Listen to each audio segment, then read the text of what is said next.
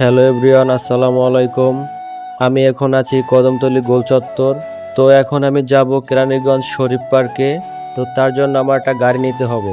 সিএনজিতে গেলে জনপ্রতি 20 টাকা, আর রিক্সায় করে গেলে 50 থেকে 60 টাকা নেবে।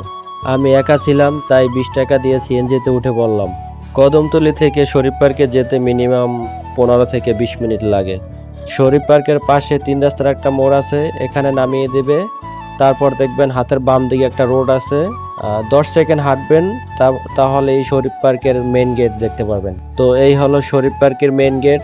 এই যে মোটরসাইকেলগুলো দেখতে পারতেছেন পার্কিং করা, প্রতিটা মোটরসাইকেল রাখলে আপনি 30 টাকা করে দিতে হবে ওদের।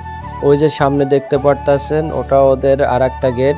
হাতের বাম দিকে এখানে টিকিট কাউন্টার আছে, এখান থেকে আপনি জনপ্রতি 50 টাকা করে নেবে। টিকিট কেটে শরীফ পার্কে ঢুকতে হবে। আমি 50 টাকা দিয়ে টিকিট কাটলাম। এবার চলুন আপনাদেরকে দেখাই শরীফ পার্কে কি কি আছে। আজকে শুক্রবার, তাই একটু মানুষ বেশি, আর এমনি শুক্রবার না হলে মানুষ কম থাকে।